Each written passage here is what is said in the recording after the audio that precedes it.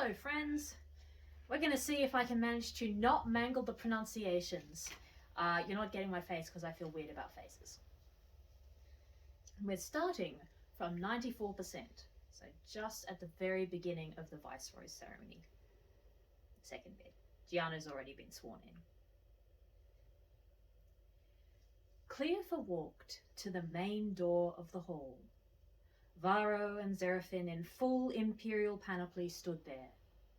They saluted with parade ground perfection and then, since no one else was in sight, grinned at him. "You look splendid," whispered Varro. Xerafin nodded.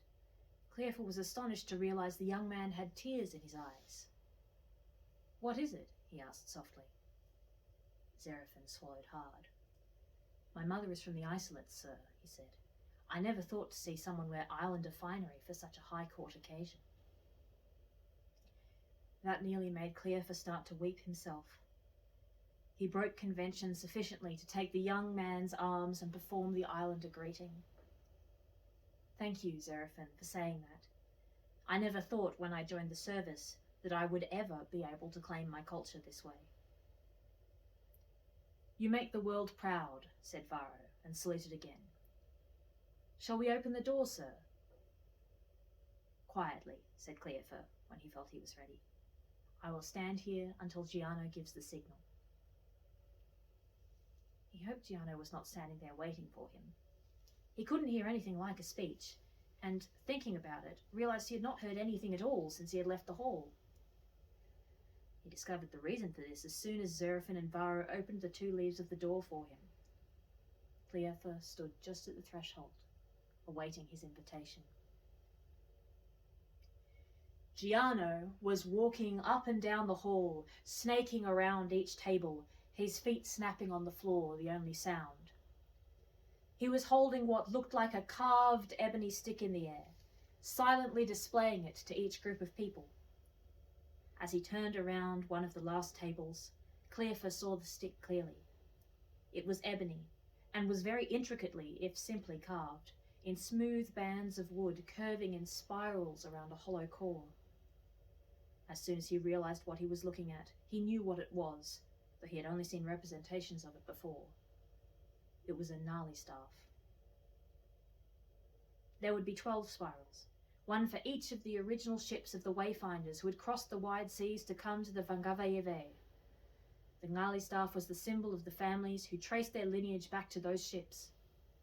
Like the Akana shell, it had been part of the original regalia of the Vangavayeve when the last of the true paramount chiefs had allied with Aurelius Magnus. Yes, I did just use two different pronunciations of Vangavayeve. That was the one I learned first. I'll probably end up with that one. If Gianno did nothing else as the paramount chief, Clearfer thought, if he turned out to be as ineffectual and vainglorious as Princess Oriana, this was more than any prince of the Vangavayeve had ever done to show that he spoke for the people. And of course, since Gianno had chosen to spend the days since he had agreed to become the paramount chief looking for a gnarly staff, his action indicated that he was going to take all those fine oaths he had just sworn to guide and govern and respect his people very seriously indeed. Gianno finished his circuit of the room by going around the table where Idora sat with Vigne and Bertie and Arela, Gilly and Toucan, Quintus, Rodan and Konju and Burutovo. Clearfer watched him remount the dais and girded himself for the invitation and the ceremony that would come next. Gianno bowed to his radiancy, who inclined his head solemnly and then turned to face the hall. He looked down the long axis at Clearfer, who felt his heart begin to beat faster with anticipation. And then Gianno struck down with the staff onto the wooden dais, which boomed, and as everyone stared in astonishment at him, he lifted his voice and cried, "I sing the wide seas!" Clearfer lifted his foot to step across the threshold, and then he hesitated, thought again, and placed his feet back on the outside. He could see heads turning as people asked their neighbours how they should respond. Giano thudded down the Ngali staff again. For the second time he cried, "I sing the wide seas!" He would not get very far restructuring the government of the Vangavieve as a radical communist, Cleofa thought in amusement, if he could not persuade his people to respond to that ancient demand. For a third time, Giano struck the staff and cried, "I sing the wide seas!" And this time, out of the dimmer recess of the hall, someone lifted up her voice in the ancient reply, "O ani o vua o Vangavieve e analoa!" Cleofa let out a breath he had not realized he was holding. Few knew more than a handful of words in the old islander tongue, even out along the ring. But every islander born knew the opening of the lays of the wide seas. "We come in our ships to the gift of Ani Anvua, to the Vangavieve." And every islander born knew what happened next. Cleofa had not witnessed the seeing of the waters since he had left for Astandalis, as the great annual festival fell at the same time as the most important of the court sessions in the palace. But he had learned the whole cycle of lays from his great uncle, and he had sung them over and over again on his voyage across the wide seas, and he read or sang them to himself each year when the time came for the festival, renewing his own sense of self and community, no matter how far he was from home. "O ani o vua o Vangavieve e ayana loa." There was a breathless moment, and then Bertie raised his rough, powerful baritone. "I sing the ship Huakatete. I am Kindra, and I sing for those who know the wind." "I sing the ship Io Ayate," came the voice of Cleofa's uncle on his father's side. "I am Vaga, and I sing for those who touch the water." "I sing the ship Luvau and I," came Gilly's thin voice, loud and proud if not beautiful. "I am Poye, and I sing for those who carry the seeds." The elderly Duke of the Isolates, whose mother had been an islander, lifted a beautiful voice to sing, "I sing the ship Huayave. I am Ea, and I sing for those who went farthest." And so it went, ship by ship, until 11 of the ships of the original settlers and the core families descended from them were sung out. Cleofa realized he was holding his breath again, this time in wonder, as half the room lifted their voice to cry the name of the 12th. "I sing the ship Uevae Bay. I am Madang, and I sing for those who hold the fire." There was an undercurrent of laughter in the sheer number of those singing from the Madang family, but it quickly transformed into polyphony as the descendants of the 12 ships sang out the next passages of the lays. Cleofa stood there, listening in astonishment, facing Giano down the long axis of the hall, his radiancy a glowing golden figure on the throne above all the rest. These songs were as familiar to each member of his family, each islander in the room, as they were to him. These passages were sung at least once a year, at the Singing of the Waters, when the young men and women raced outrigger canoes across the lagoons, and the families strove to out-sing, out-dance, and out-feast each other. The polyphony was partly traditional and partly spontaneous, each singer riffing on the ancient melodies. Some percussionists from Vignier's orchestra in the corner started to play accompanying drums. Another lifted a deep horn in place of the traditional conch, and the deep, familiar pattern of wave over wave filled the room.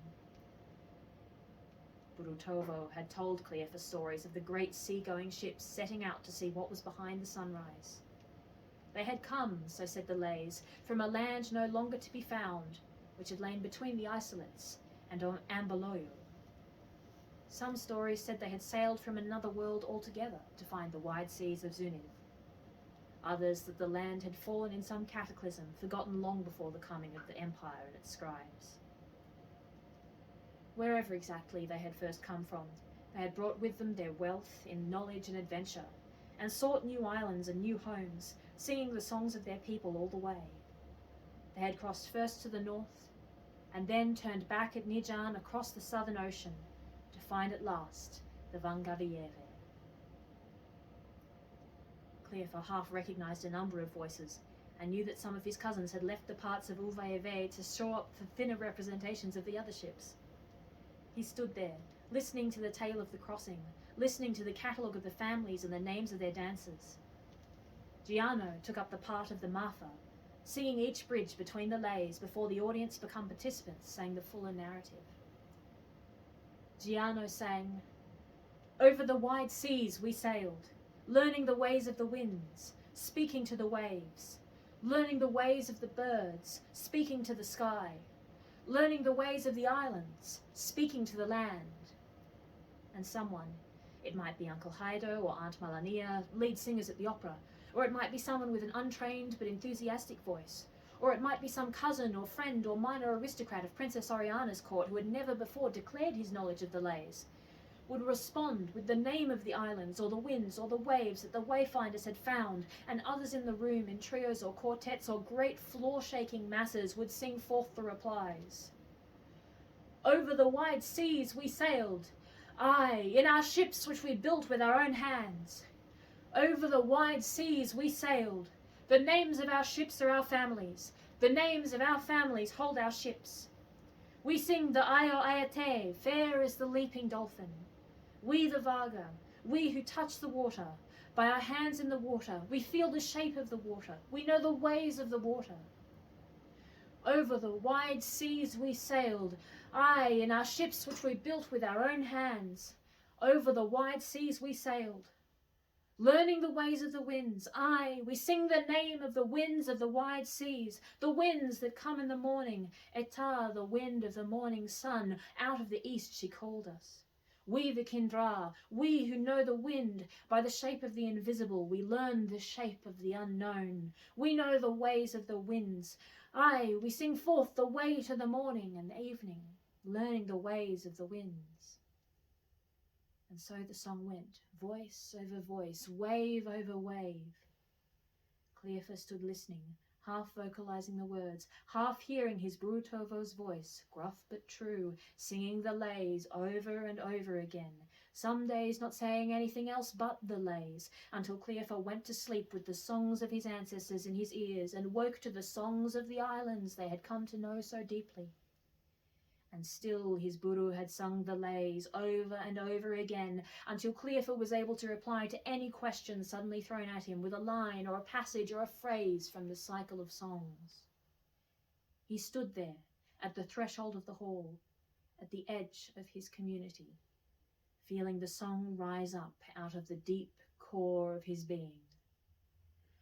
Aye, we sing the islands of the wide seas, the coming of the ships across the sea, what we found there on the other side of the morning. Aye, what we found when we were called by the wind of the morning, when the wind of the evening filled our sails and sent us to find the mother of the islands, the singer of the first song. Giano guided them to sing the whole of the first sequence of the lays, the coming of the ships to the Vangavieve and the settlement of the ring. When they had sung the naming of the islands and the first villages, he slowly lowered the Ngali staff to indicate that they would not be going immediately into the second sequence. The hall slowly fell silent as each voice in the polyphonic chorus finished their part. When Giano finished the last line, the room was silent, but with a quality of silence totally different from those it had earlier held. This silence was alive with expectation and attention, each person focused on Giano at the foot of the throne of the sun in glory. In the moments of the silence, as everyone waited eagerly for what Giano would choose to do next, Cleophas thought very clearly that this was true government. Giano bent his head over the ebony staff. A slight sheen of sweat on his torso was the only indication that he might be nervous or exhilarated from leading an extended choral celebration of the culture and history of his people. Cleophas had no idea how long the first of the lays had taken. There were no bells here to mark the hours and divide up the day. There was the song and the singing and the feast that would come in its time, and that was all that mattered. Giano lifted his head. He lifted the staff and made a wide, sweeping gesture to encompass the room. Then he took a breath, and Cleophas prepared himself for the shift from the traditional to the court ceremonies that would come next with the fealty rituals. Satisfied he held the room, Giano looked down the axis straight at Cleophas. He held Cleophas' eyes long enough that the audience turned in their seats to see what he was looking at. Cleophas braced himself for the murmurs, the attention, the looks, and hoped he had not forgotten everything Lord Leor had so thoroughly instructed him in. Giano pointed the staff at him. Cleophas took a deep breath. "Who is this that comes out of the sunrise?" Cleophas' heart turned over with an incredibly painful thump. The response was quicker this time, as everyone but him had been waiting for the next sequence of the lays to begin. "Who is this whose ship comes across the wide seas? Who is this? Who is this that comes out of the sunrise?" Cleophas knew this. He and his cousin Basil had run around play-acting it out. In those games, Cleophas had always been the paramount chief, Eleanor. "Who is this that comes out of the sunrise? Who is this? Who is this whose ship comes across the wide seas? Who is this that comes? Who is this that comes from the house of the sun?" He held Giano's eyes, and then, the motion coming from his childhood, he raised his hands in the open-palmed gesture that tradition said was that made by Aurelius Magnus, the Emperor of Astandalis, when he beseeched Eleanor's permission to land. "Let him approach. Oh, let this stranger from the sun approach. We would have news from the other side of the sunrise. Oh, let him come." Cleophas swallowed. He did not properly know the dances that went with this part. He had never studied any of the dances but those of his family. He had never thought himself a good enough dancer, nor had he felt much of a need to display himself like a cock-bird of paradise. He had not been a solo singer either, content to be part of the chorus. He took a deep breath. Giano sang, "Come then, stranger, and be welcome." Cleophas stepped across the threshold of the hall. He was very conscious of the wooden floor against his bare feet, the bobbing of the 2 glorious imperial tail feathers in his headdress, the sound of the leaves of his skirt, the brush of his thighs against each other, the sense of all those people not wearing courtly perfume. Every instinct in him called for him to dance. He and his cousin Basil had played at Aurelius Magnus and Eleanor, had played at this dance. His feet went into the forgotten steps, the music calling him.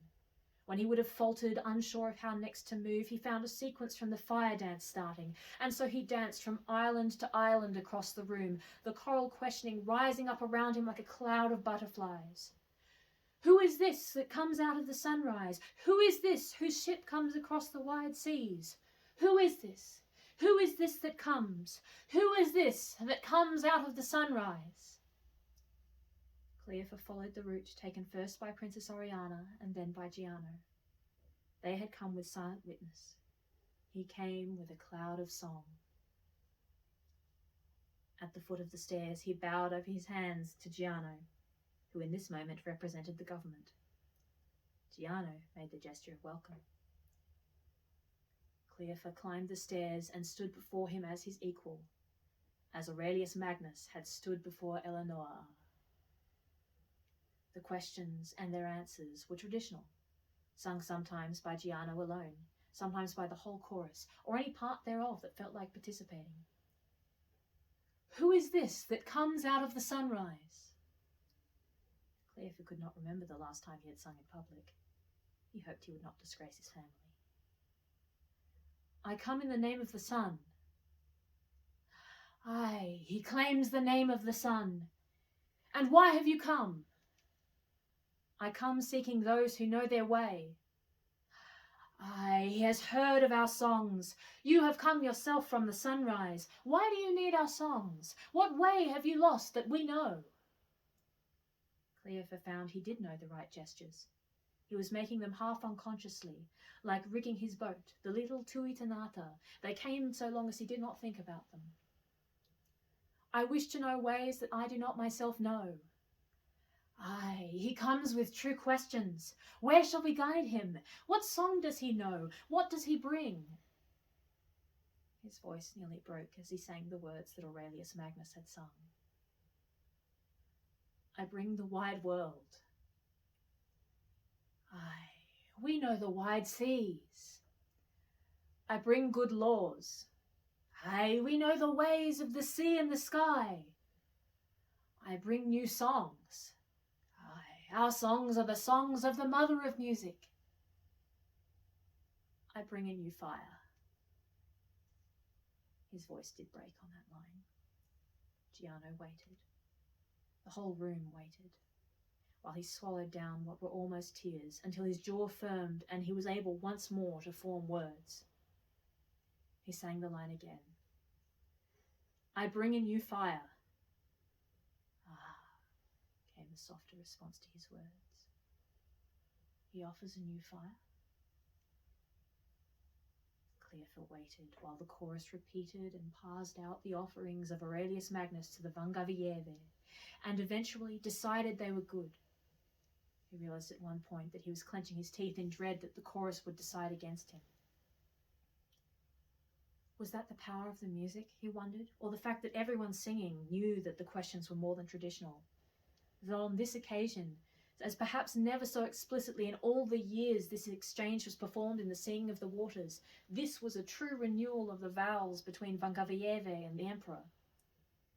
That on this occasion, as never before, the person who stood in place of the emperor in this traditional performance was in the wider world one who sought to bring good laws and new songs and a new fire, and even more, one who officially did stand in the place of the emperor.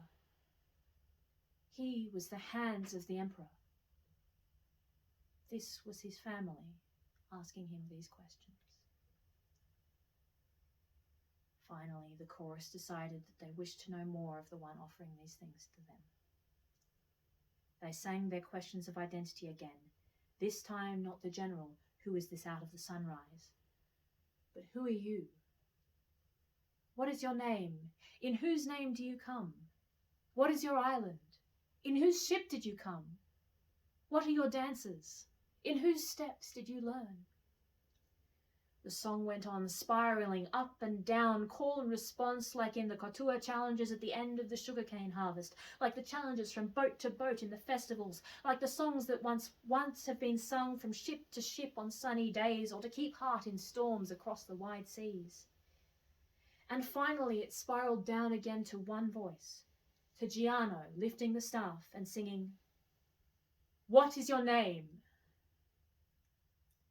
In the usual run of the festival, the performer would be wearing a mask and would claim the name of the emperor. Clearfield turned to the hall, for it was not Giano who was asking these questions, and if Giano wished to indicate by every means possible that he spoke for and of and from his people, Clearfield was not the one to insist otherwise. He lifted his hands and made the gesture that indicated he wore no mask for the dance, and spoke in his own right. He took a deep breath and waited. Like Giano calling the opening line of the lays and waiting for the response, Clearfield made that gesture and that turn and waited. He waited. He waited. Out of the hall, he heard the superb tenor of his Uncle Heido sound forth. "What is your name?" His own voice sounded harsh next to it. "I am Clearfield Medang of Tahivoa." From another corner of the hall, a dozen voices lifted up. "In whose name do you come?"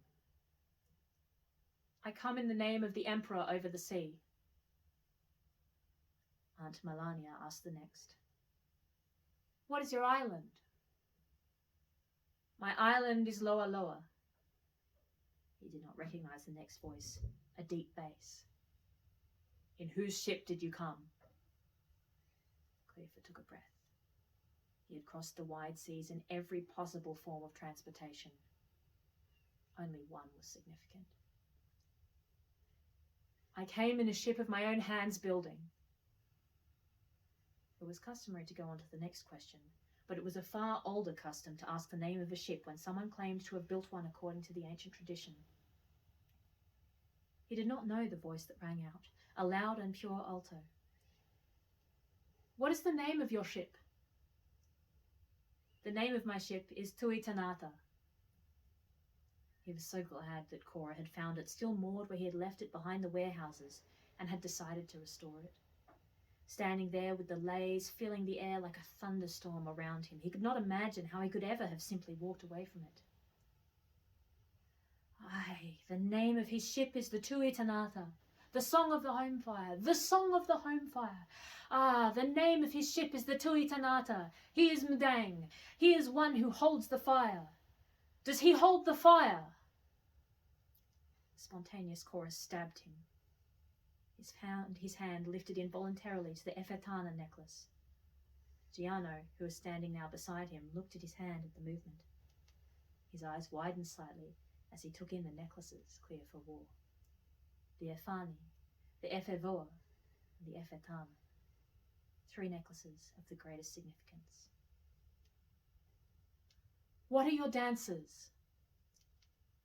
The question spun out from the single voice who asked it to the full chorus of the room.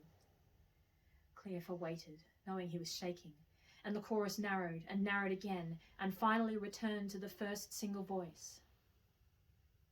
What are your dances? My dances are Ao Teketetana. You could feel the surprise in the room when he claimed the greater dances. But he did know those dances. He had danced them from necessity, and when he had been asked, and now he claimed them as his own. The same single voice lifted up. In whose steps did you learn? He made the wide gesture of humility. In the steps of Tovo Indaina of Loa Loa did I learn the dances. Ah, he claims the greater dances, the dances of those who hold the fire, the dances of those who tend the fire. His teacher's name is known, his teacher's name is respected. His teacher is Tanatai. Ah, he is one who holds the fire. Does he hold the fire? Cleofa waited. He had heard challenge songs before, knew some of the famous ones that were part of the lays, but he had never before sung one himself, let alone one on his own behalf. He knew he was trembling, was far more anxious than Giano before him. Giano walked in a circle around him, the Ngali staff uplifted. Cleofa turned in place to match his motion. For a moment, seeing his radiancy look down on him from the throne. That steadied him. That reminder that he stood where he stood for good reason. That this was his own choice, but not only his own choice. Giano turned to the hall. Ah, he sings wisely, this one who comes from the sunrise. In some challenge songs that would be the end, but Cleofa knew that it was not, could not be. He had made the claims, but he had not proven them. With a curious sense of relief, he recognized his Uncle Lazo's voice. What tokens do you show us? Cleofa turned again to face the room. He started with the third and the most recent of the necklaces, lifting it away from his neck so the light caught it. I show you the Efetana. From whose hand did it come? It was given to me by the hand of Tovo Indaina of Loa Loa.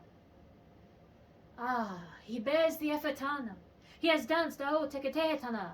He offers the token of the Tana. The Tanatai has given him the Efetana. He is one who holds the fire. He holds the fire. He took another breath and lifted the gold-ringed amber cowries. I show you the Efevoa. It took a moment before Uncle Lazo responded, a little shakily, with, From whose hand did it come? From the hand of the god of mystery. From the hand of the son of laughter was it given to me. The chorus said rather than sang, Ah, and then paused while everyone looked at each other. Finally, Aunt Melania raised her voice and sang until others took up the answers. Ah, he bears the Ephavoa. He has met the Son of Laughter. He offers the token of Vua. The Son of Laughter has given him Ephavoa, the sign of one who has dived deep. He has spoken with the gods. He let go of the Ephavoa and lifted up the single shell on its knotted cord. I show you the Afani. The wait for the response was even longer this time before Uncle Hydo raised his voice. From whose hand did it come? From the sea. From the gates of the sea in the morning was it given to me. Ah, he bears the Afani, the tear of Ani. The mother of islands has wept for him. The mother of music has touched him. The sign of one who has travelled far. He has been beloved of the sea. Cleophas waited, heart thundering, as the three choral responses were repeated, the voices separating and blending as if they held his words up to the sky to look through them. He could not easily see expressions, but he could see the way people kept looking at his mother and at him. The singing grew quieter and quieter, but did not quite fall into silence, as it modulated keys to move from the challenge to the offering of alliance and friendship between the islands and Astandalas. The expression of surprise that rose and fell like a great wind passing through palms made Cleophas turn to face Giano. Paramount Chief had set aside the ebony staff. Aya stood at the edge of the dais, Cleophas saw in a split second, so that he could hold the Arcana shell in both hands. This was not the heavy gold replica Cleophas had given him earlier. This was a real shell, and it held within its hollow a single flaring ember. Aye, he said, surprised out of all courtlings. Giano smiled slowly. He made a slow turn around Cleophas, holding the shell up so that the ember was visible, displaying it to the assembly. Cleophas watched carefully. With this, they were back in the familiar sequence of delays. Or, not quite. Giano began. This stranger from the sunrise. The chorus was supposed to respond. He has become a friend. They sang, He is no stranger. He holds Ao Teketetana. He has the gifts of the Mother of Islands. He has the gifts of the Son of Laughter. He is a son of our islands. He sits at the feet of the sun. He brings us the wide world. He brings us good laws. He brings us new songs. He brings us a new fire. He sails our ships with us. Giano paused, presumably to gather his thoughts to shift with this new course. Cleophas, waiting to see how he would respond, saw that the ember was starting to go out, and all thoughts of ceremonial decorum went out of his head as the first and most fundamental lesson his Burutovo had taught him rose to the forefront. He tore out a few of the perfectly dyed and arranged strands of his grass skirt, spat on them, and took the 2 steps necessary to reach the Arcana shell and carefully feed the ember. You're getting a bit ahead of yourself, said Giano, grinning. Cleophas replied, You don't have to give me the Arcana, Paramount Chief, but you must know that once you have begun, you must not allow the ember to go out before you have lit a new fire. Giano turned to the hall. Thus speaks the Tana! Laughter rippled through the room. Cleophas flushed and stepped back into his position. What say you, people of the Vangavieve? Do we trust this man with our fire? The Song of Alliance was one of the traditional set pieces. Cleophas had never heard it sound finer, or perhaps it was that the moment Giano set the Arcana shell with its smouldering ember into his hands, all the hovering magic and tension of the past 6 months snapped into place. With the song still cascading around him, he turned from Giano, made one full circle with the shell held up, and then at last he turned his back on his family so that he could look up the remaining steps to the throne. He did not need to be a wizard himself to know that the ceremony had fulfilled all the requirements of ritual and magic for the swearing of fealty between Paramount Chief and Viceroy. The shell in his hand, the air on his back, the magic singing around him, all told him that the songs were true. As the song faded away into silence, he knelt, the shell held as carefully in his hands, as if he held the true reality of the Vangavieve and not just his representation. The room thrummed with the expectancy of magic. His radiancy spoke the great question. Clear for Madang, what do you offer us? Clearfor took a deep breath. His voice had to be clear enough to be heard from the back of the room, though he faced the wrong direction for it. Lord of rising stars, I offer you in my hands the Vangavieve. Clear for Madang, what is the Vangavieve? Lord of rising stars, the Vangavieve is the home of my heart, the land of my birth, the anchorage of my soul. That was not something he had said for the other 16 provinces. His radiancy gave no indication of the deviation from the ritual. Clear for Madang, what is the Vangavieve? Lord of rising stars, the Vangavieve is the 17th of the provinces of Zuniv.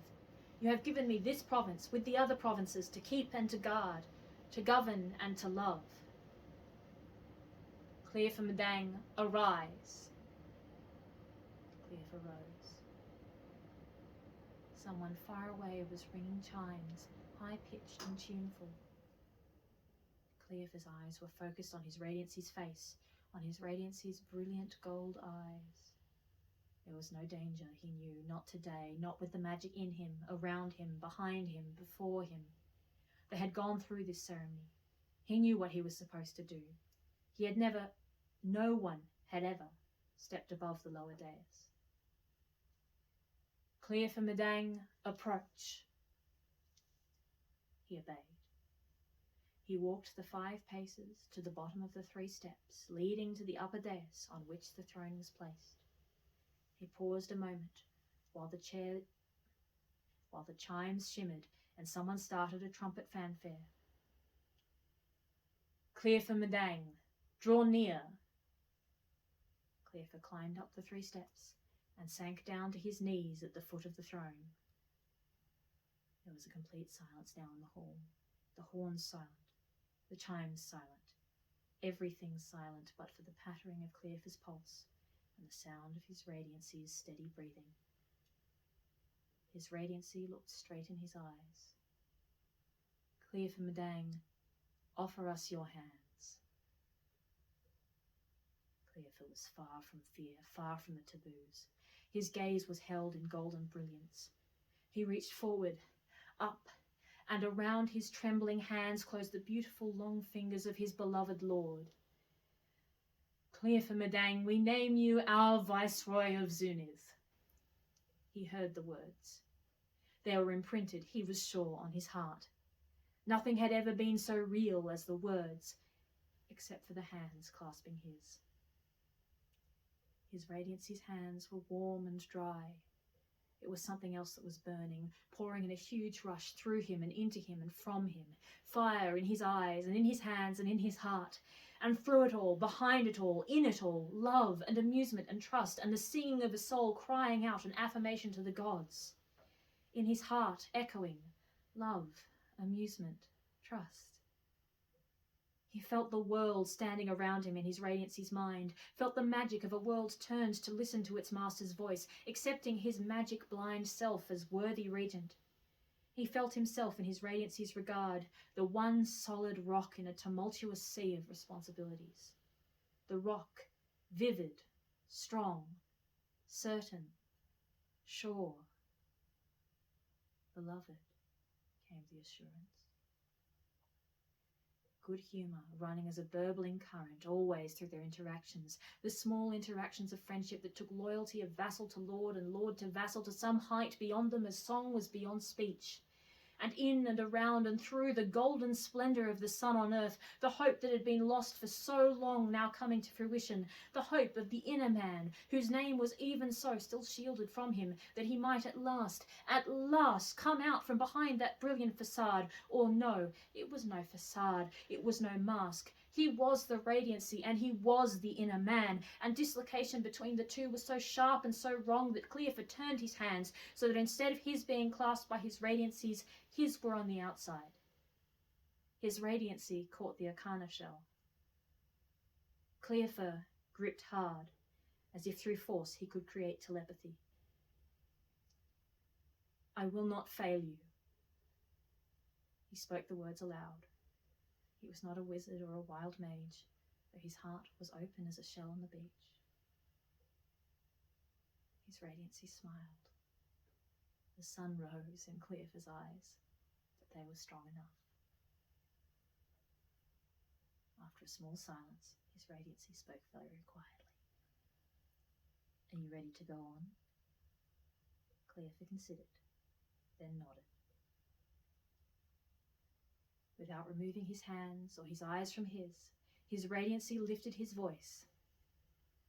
Witness this, you people of the Vangavieve, Cleophas Medang of Tahivoa, whose island is Loa Loa, whose dances are O Teketetana, whose ancestral ship is the Uvaeve, is our chosen viceroy. Cleophas Medang, Viceroy of Zuniv, make your declaration. The Master of Ceremonies had given him numerous lessons on which titles he should use to address his radiancy at this moment, but in the face of things they flew out of his mind, and Cleophas spoke the ones he had always loved best.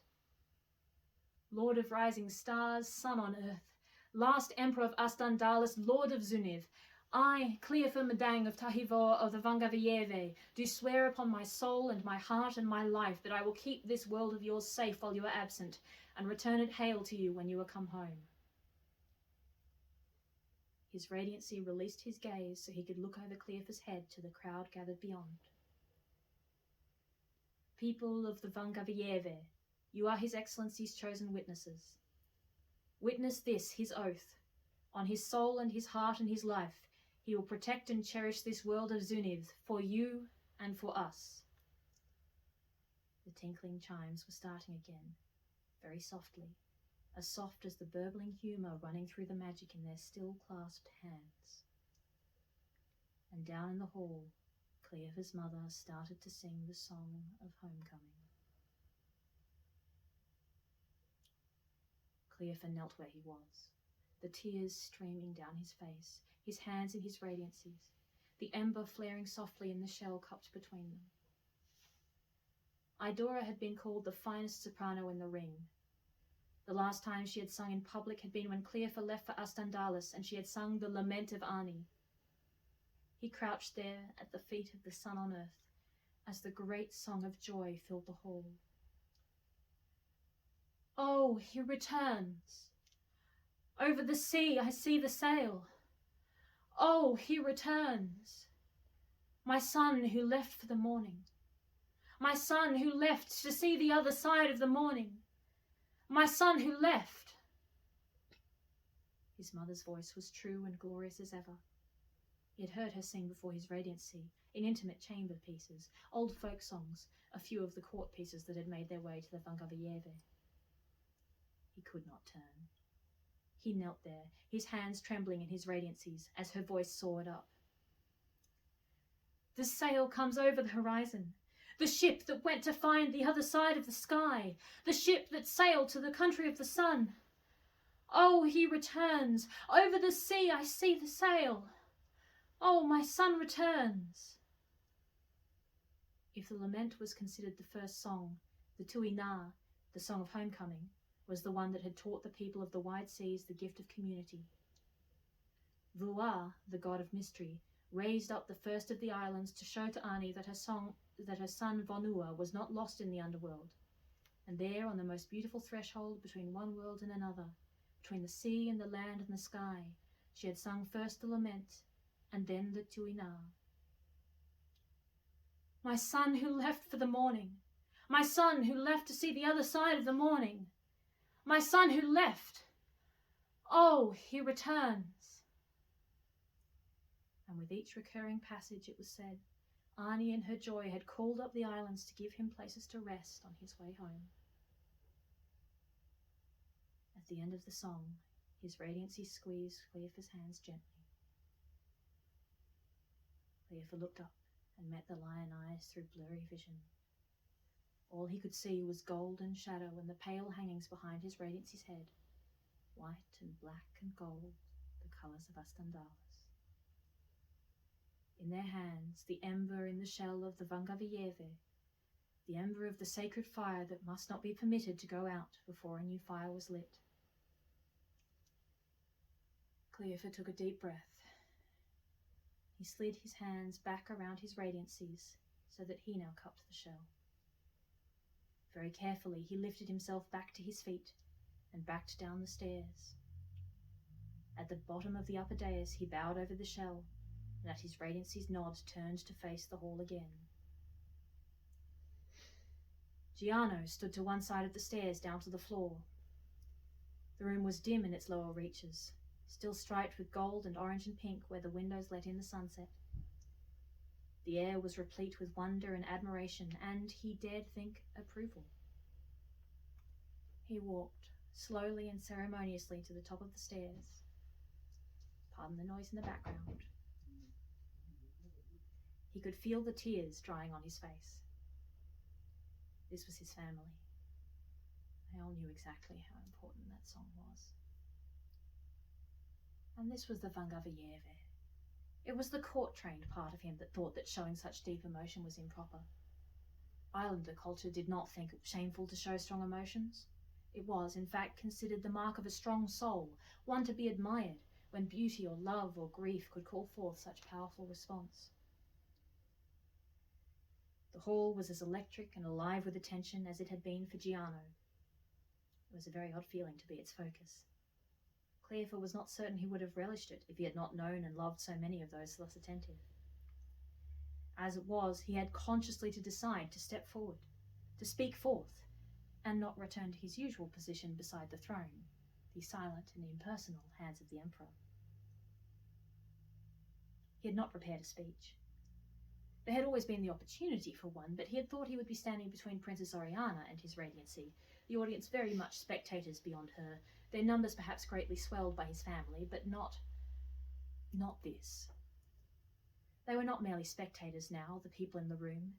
They had not been since they had answered the opening call of the lays, and in full-throated response claimed the ancient rights and responsibilities of the people before their paramount chief. A lifetime in the court had taught him to keep his expressions muted, his emotions to himself, his passions channeled into his work and not his words. He did not think he could sing. His voice was too thick with emotion. He had trained over the past years as Lord Chancellor in how to speak clearly and distinctly in a large room. He said, "There is a story I have heard of 3 brothers, the sons of Vonua. One left to see what he could see on the other side of the horizon. One left to find his heart's desire. And one left to sit at the feet of the sun and learn what he could."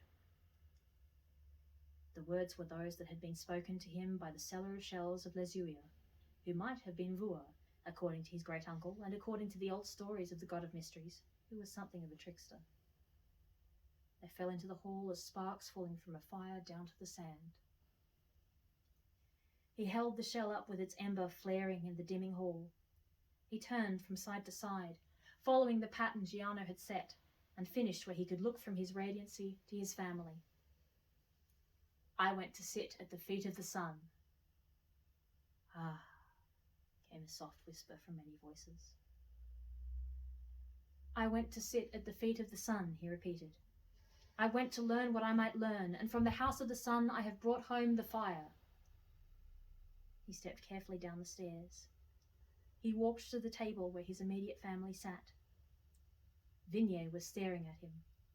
Gilly met his gaze with the wondering, speculative expression he knew so well, and then she reached to the centerpiece and lifted the unlit candle. He bowed solemnly to her before taking the candle in his right hand. He touched the wick to the ember and blew softly until it lit. When the candle was burning strongly, he held it out. Bertie took it from him, with an expression almost as quizzical and wondering as Gilly's. Cleophas smiled at him and returned at a ceremonial pace to the stairs and thence to the dais. He displayed the arcana shell and its ember once more to his Radiancy before turning again to the hall.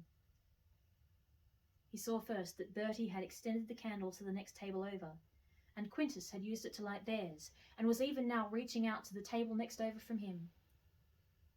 Cleophas used his free hand to touch the sun-dropped cowries, the ephavoa. When I stood in a marketplace on the Zuia, out along the eastern ring in a village named for the son of laughter, I met a seller of shells. He asked me who I was, my name, my island, my dancers. I answered him as I have answered you. I am Cleophas Mdang of Tahivoa. My island is Loa Loa. My dancers are O Teketetana.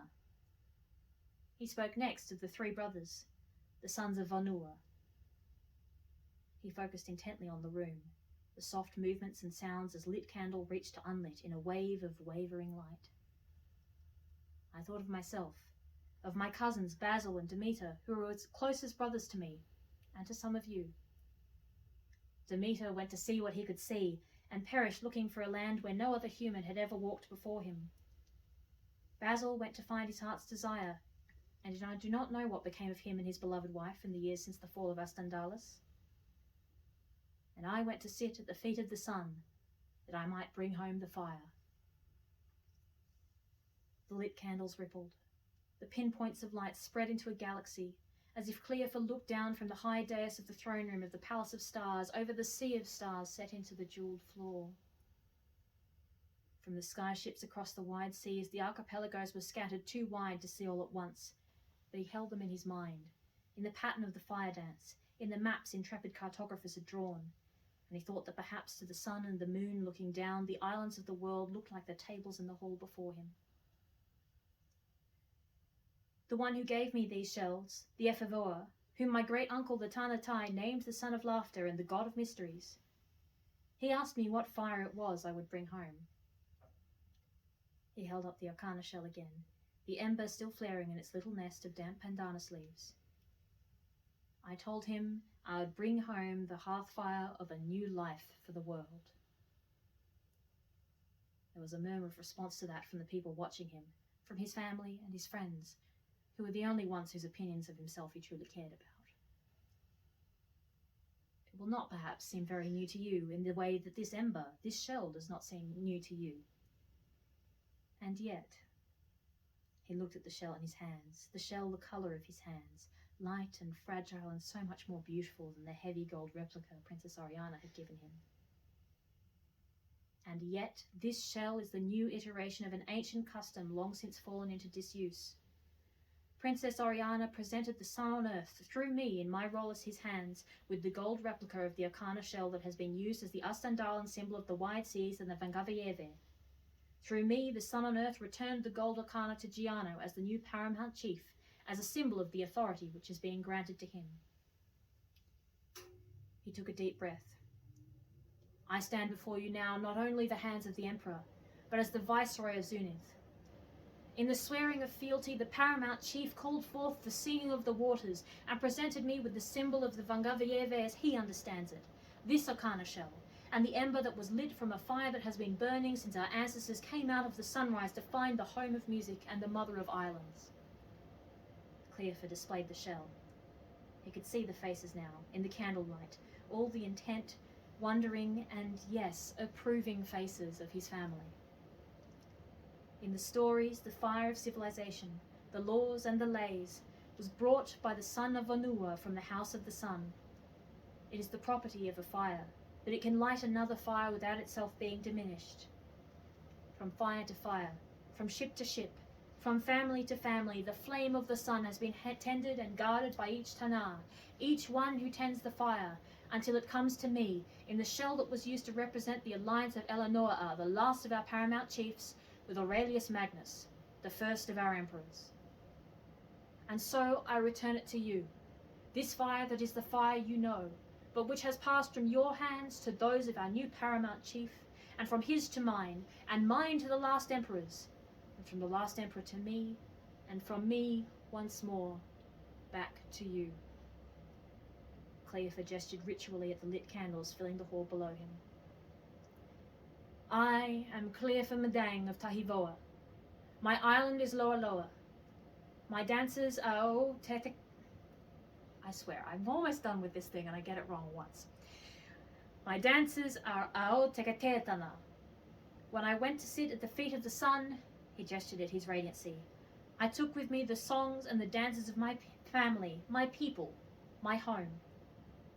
The fire the son of Vanua brought here was the hearthfire of civilization, the laws and the lays with which our emperors built a community stretching over 10,000 of years and the whole width of the wide seas.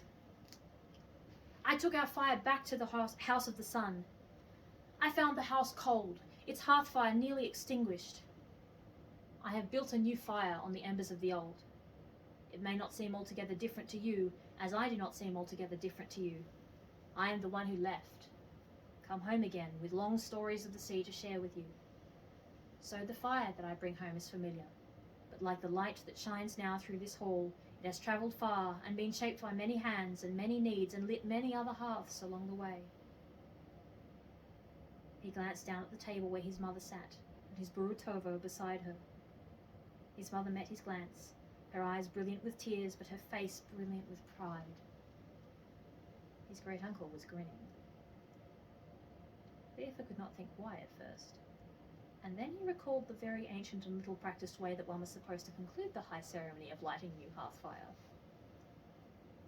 He hesitated. But he had not come this far to stop here. If he claimed the fire, he took a deep breath. The new fire is lit. The old fire does not go out in its lighting. We honour the fire that has been passed down to us, hand over hand through the years, each day a new fire, each day an old one. We honour our ancestors who brought us the fire and kept it safe for us. The new fire now is lit. Let the old fire return to the sea and the sky and the heart of the one who holds its dances. I am Madang. I hold the fire. I do not run from its burn. And since they did not stand by the sea or on the edge of a cliff, and Cleophas had claimed in every possible way the ao tekatetana, he picked up the coal between the fingers and thumb of his right hand, and before he could think too much about how his right hand and his tongue were the tools of his trade, he put the coal in his mouth and ate it. Into a shocked and impressed silence, Giano struck down the gnarly staff. The fire is lit. Let the feast begin. Thank you, friends. Hope you had fun.